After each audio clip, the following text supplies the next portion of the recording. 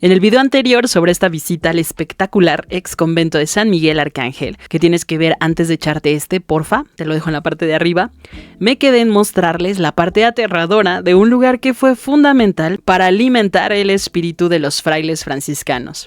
Esta es la cocina del ex convento, y si vienes a visitarlo no pases desapercibido el pequeño acceso en su costado norte, a una habitación en la que reposan los restos de 5 personas. Sí, como dije, hay restos humanos resguardados al lado de la cocina.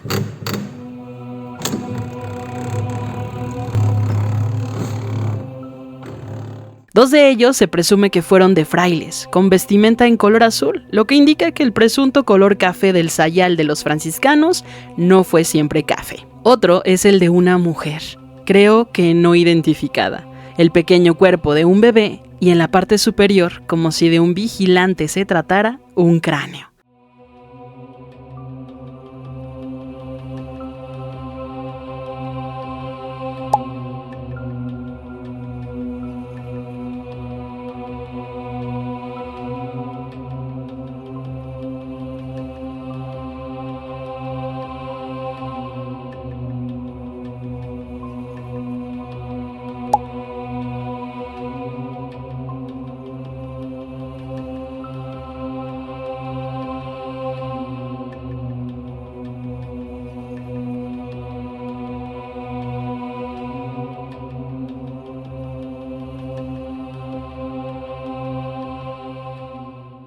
Y para agregarle más carnita a este espacio, aún vemos en las paredes rastros del conteo del día a día de los que alguna vez esperaron prisioneros en esta habitación. Porque sí, este convento, como muchos otros en toda la República, fueron cárceles.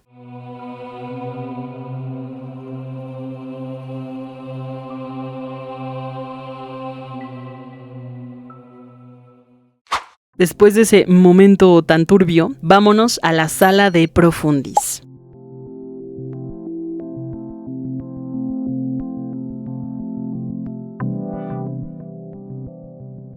Este es uno de los espacios más importantes en un recinto conventual.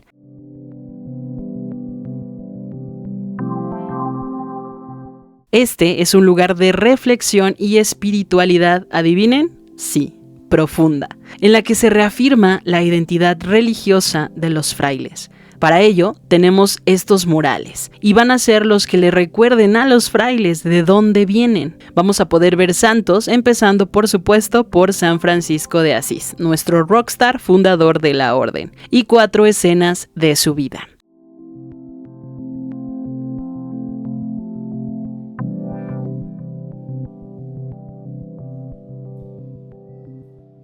Pero el fresco más representativo y que aparece en todos lados es este, donde vemos a los 12 primeros y sus respectivos nombres.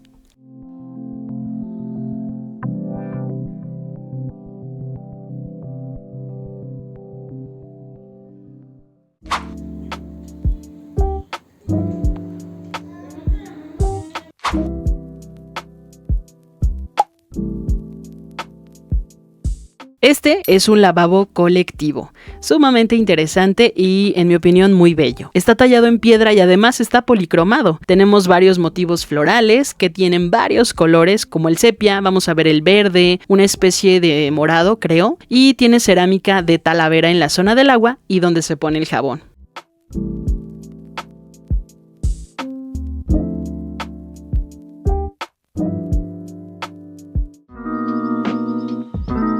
En el exterior, al lado de la cocina, que probablemente salgas porque de este lado están los baños, tenemos los restos de un pórtico con sus arcos deprimidos. Arcos con hueva, les digo yo. Esta es una de mis áreas favoritas porque se está bien a gusto aquí, excepto cuando hace mucho sol, porque ya no tiene su cubierta, claramente.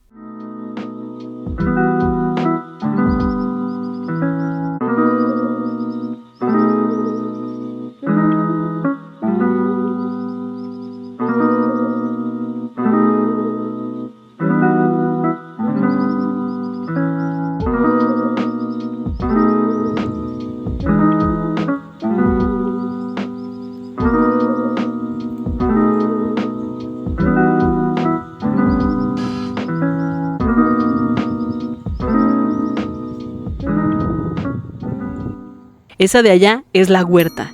Y aunque al venir puede que ni te interese venir por acá, tengo que recordarte que era una parte fundamental de estos conjuntos. El huerto le daba autosuficiencia al convento, convirtiéndolo casi siempre en el corazón de estos primeros asentamientos de la Nueva España. Toda la huerta se encuentra rodeada por esos muros de piedra, pero el muro de acá es en realidad un acueducto y aún conserva sus 2 sifones.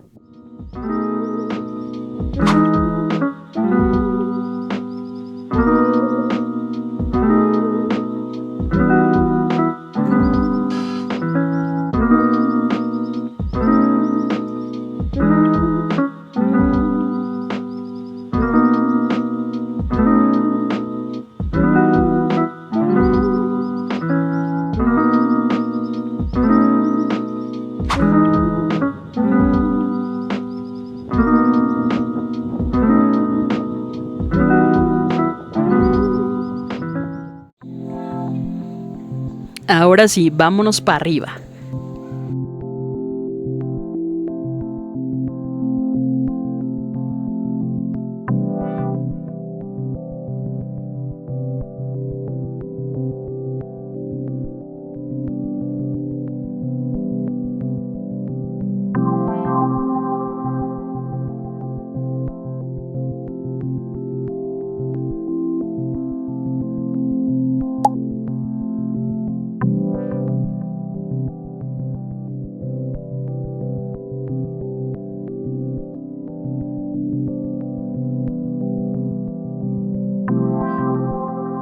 Luego nos vamos a dar encontrón, por supuesto, con el claustro alto.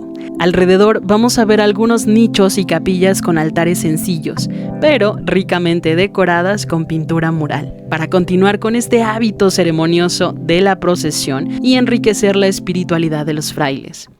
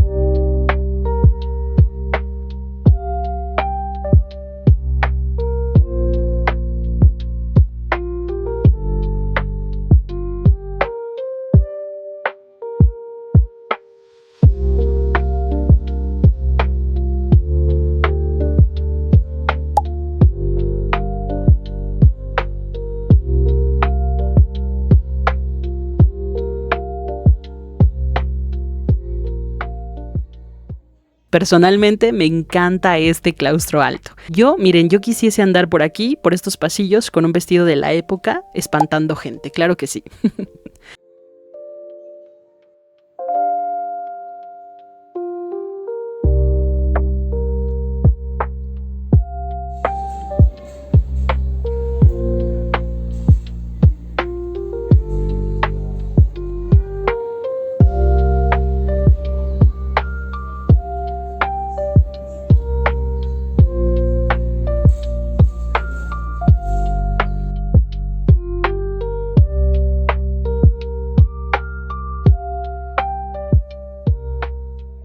Alrededor del claustro se van a distribuir el resto de los espacios, como las celdas, que eran estos austeros dormitorios donde dormían los frailes, la biblioteca y otras habitaciones importantes.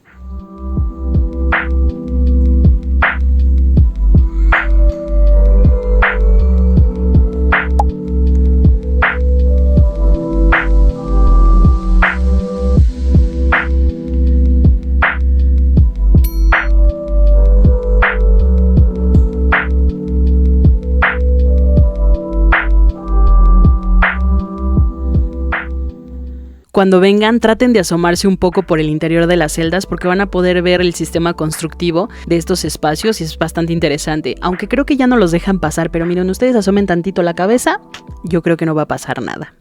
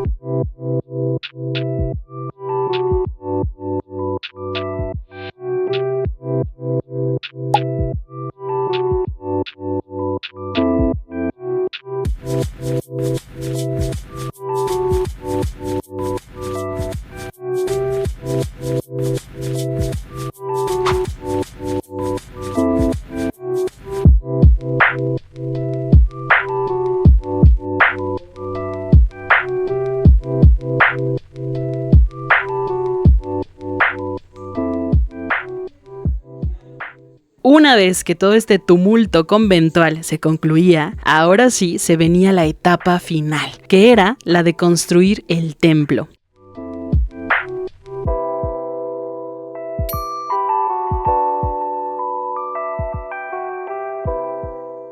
El templo es un espacio de enormes proporciones, normalmente conformado por una sola nave. Por ser estos los de última construcción, generalmente van a ser los espacios en donde vamos a ver la mayor maestría de construcción y mayor profusión en sus decorados. Este, como en la mayoría de estas construcciones, va a tener una orientación de oriente-poniente. En términos poéticos, se dice bellamente que es porque por ese lado sale el sol, es decir, la iluminación divina. La fachada de este templo es muy particular y lo va a distinguir del resto de los conventos, que claro, cada uno de ellos tiene sus particularidades, tienen su propia personalidad. En este caso vamos a ver que esta fachada se compone por una portada muy característica. En ella vemos el acceso al interior del templo. Ahorita entramos, ténganme paciencia, que estoy emocionada y yo quiero describirles todo, claro que sí. Este acceso tiene un arco que en mis andadas se le llama cenopial lobulado. Ay, la lista.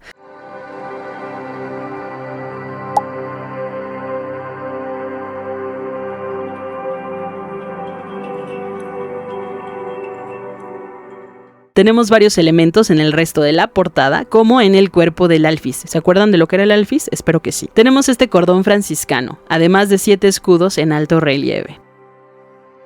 Sobre la moldura que delimita el alfiz se levanta el vano de la ventana coral. El resto del paramento se encuentra flanqueado por 2 gigantones, por estos 2 enormes contrafuertes.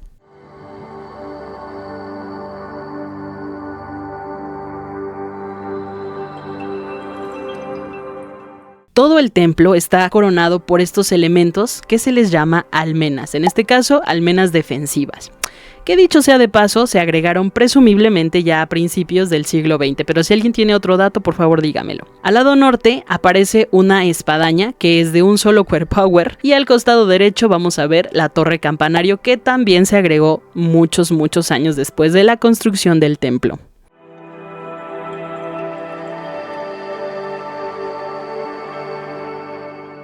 Ok, vamos a entrar en materia. Toda la nave está cubierta por una bóveda nervada muy chula. Este es el primer tramo. Y aquí vamos a tener el coro y el sotocoro. El sotocoro viene del latín, que es debajo, o sea, debajo del coro, claro que sí.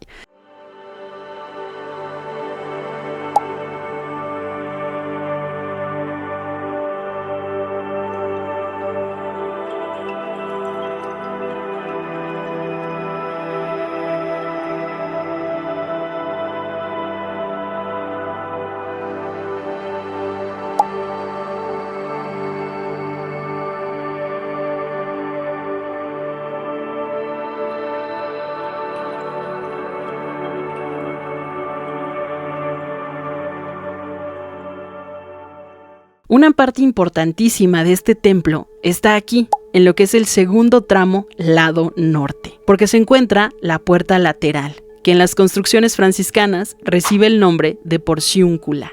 Porciúncula es una traducción de porción de tierra, en recuerdo de la primitiva iglesia de San Francisco en Asís, Italia. La portada de esta porciúncula es, según consenso, única en Nueva España. No solo por su originalidad, es que, madre mía, véanla por favor.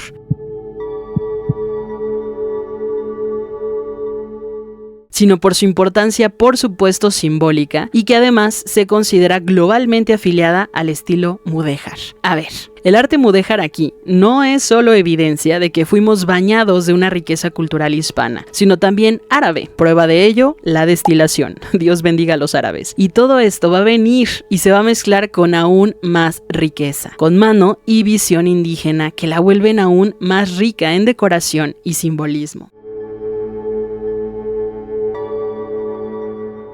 Por el exterior, que es la parte más preciosa de esta portada, vamos a ver que conserva todos los elementos originales en piedra. Tiene su arquivolta divinamente decorada, nunca mejor dicho, y sobre esta arquivolta se encuentra una guirnalda gigantesca, verdaderamente estilizada. Es preciosa. Esta guirnalda, sin duda alguna, constituye la parte ornamental más importante de la composición de la portada. En las columnas vemos un decorado en cestería, o sea, ya dije 2 veces cestería en este video. Cestería es que está tejido, pues, como si la piedra se tejiera. Así que quien les diga que no se puede tejer con piedra, está loco.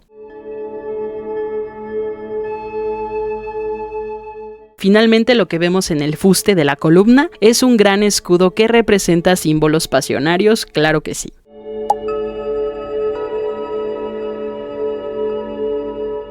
Volviendo al interior, en el costado derecho del segundo y tercer tramo de este pastelote, se localizan 2 confesionarios y el púlpito.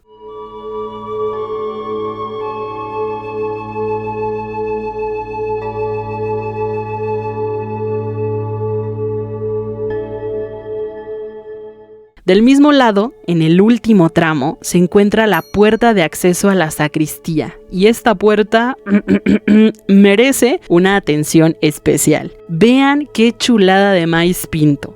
El paño que limita la puerta y que sirve de marco a esta se encuentra totalmente ornamentado por flores y líneas curvas. La forma en que está dispuesto el gran recuadro como un tapiz es también mudéjar y nos recuerda una vez más la maestría de las manos que la elaboraron. Aunque siempre esté medio cubierta por un Cristo enorme, vente y asómate por favor, te lo pido.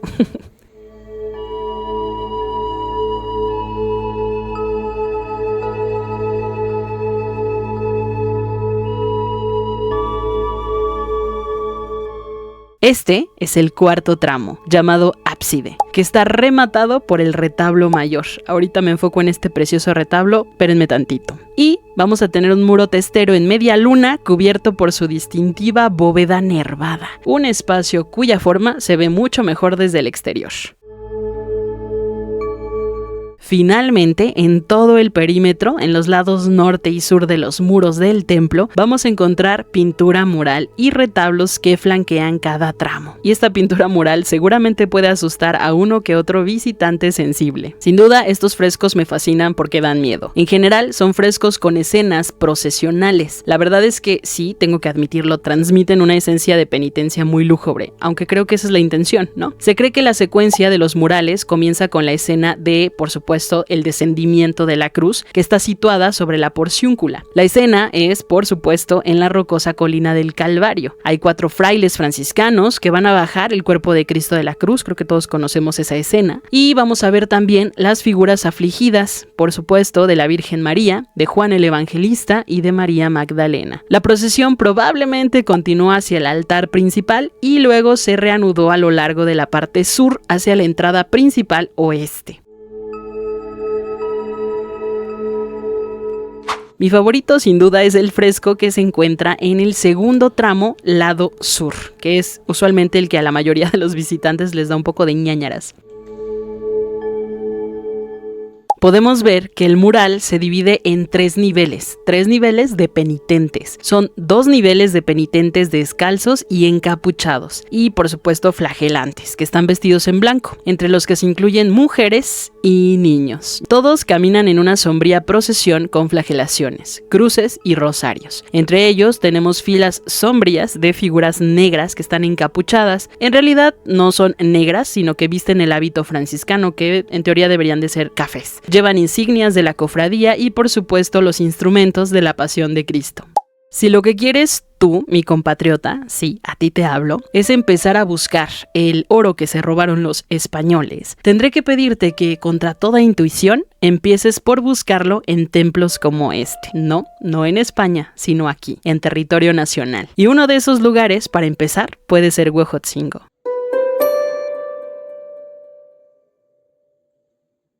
Voy a hacer una mención honorífica al retablo mayor de este templo. En general siento cierta afinidad y fascinación a los retablos que se van a manufacturar, no solo aquí, sino en general a mediados del siglo XVI, porque van a ser la respuesta a un síntoma llamado protestantismo, y que estaba poniendo a toda Europa y a la Iglesia Católica patas para arriba. Esto va a provocar que los retablos y otros aspectos de los templos sean cada vez más grandes, más recargados, más dorados, es decir, más barrocos.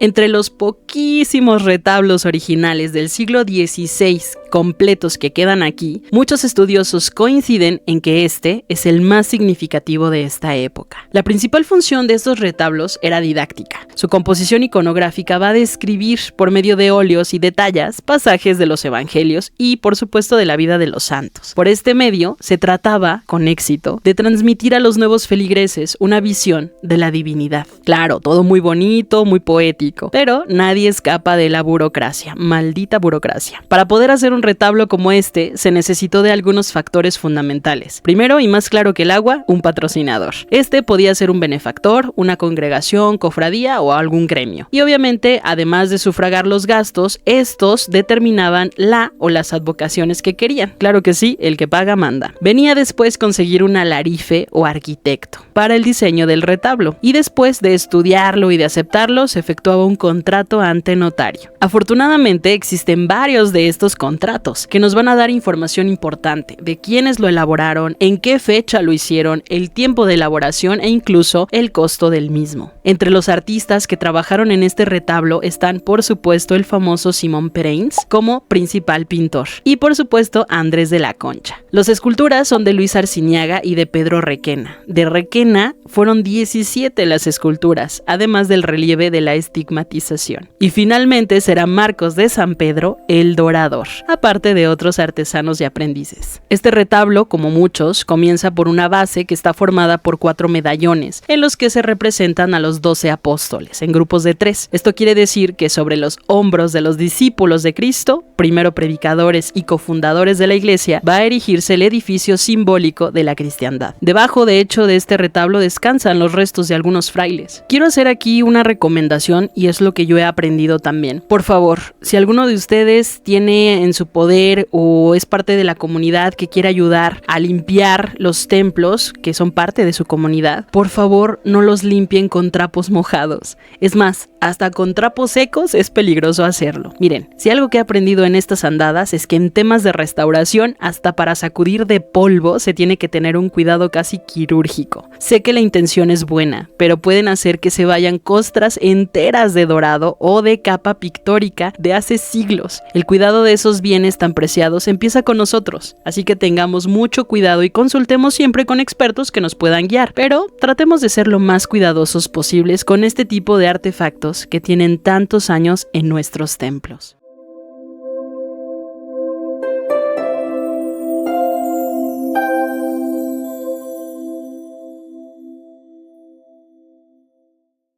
Una especie de aprendizaje de todo esto es el de reconocer el aprovechamiento de la práctica y la destreza de los artesanos nativos, por supuesto, sin los cuales estas construcciones no se hubieran podido realizar. Sin embargo, la riqueza de esta arquitectura novohispana se da por el sincretismo, que es el resultado del encuentro de estas dos civilizaciones tan diferentes, pero al final de cuentas, de Homo sapiens. Divididos, claro, por un charco enorme, pero que tienen cosas en común en lo esencial. Esto fue vital para la supervivencia de ambos mundos, que tarde o temprano tendrían que encontrarse entre sí. Porque, aunque a nivel académico las aseveraciones negrolegendarias ya están prácticamente extintas, la realidad es que a nivel sociológico gozan de muy buena salud. Y es que nos pensamos que los castellanos vinieron a derribar salvajemente y construir sus templos ellos solos. La realidad, según los hechos, es que no fue así. La mayoría de estos edificios fueron construidos con las manos de los propios nativos, en colaboración de las nuevas herramientas traídas de los reinos españoles y el conocimiento de los alarifes castellanos.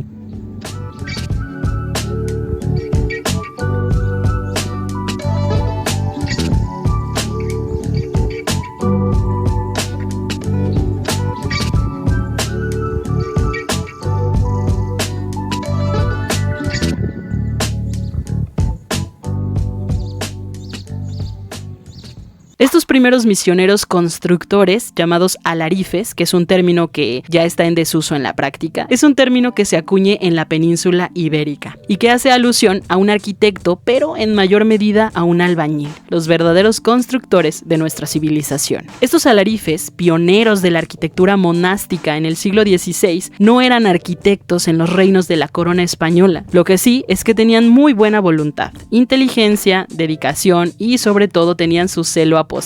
Importantísimo, por no decir que era fundamental esto. Todo esto hizo que las obras realizadas por estos improvisados artistas, en muchos casos, tuvieran una magnitud y trascendencia única, ya que la ausencia de una técnica o escuela conocida resulta ser ahora, hoy en día, un motivo de mucho interés para los investigadores, porque ofrecen, en la espontaneidad de estos autodidactas, las realizaciones originales. Un caso que ya no ocurría en Europa, en donde estas obras se encargaban, por supuesto, a maestros ya consumados en las disciplinas de la arquitectura, la pintura y la escultura. Pero, sobre todo, eran realizadas de acuerdo a la moda o el gusto del benefactor o la autoridad eclesiástica que lo pagaba. Aquí no era tanto así.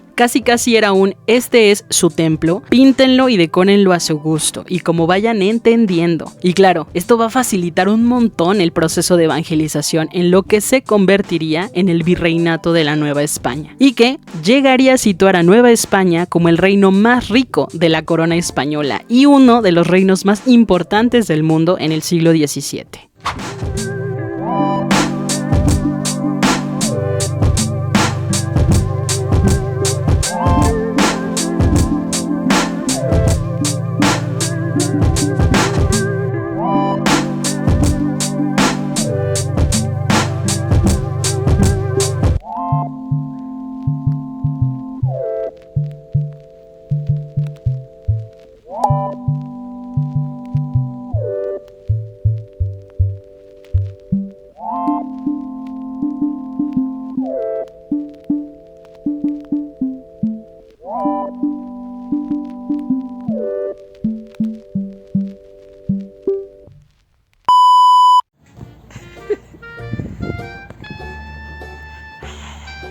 ¡Ay, qué precioso! ¡Ay, qué agusticidad! Mira nomás. ¡Vámonos! Vente, ¿vamos a acompañar? Gracias por dedicarle tu tiempo a mis rollos. Quejas, sugerencias o comentarios abajo. ¿Ya sabes dónde? Nos vemos en el siguiente video.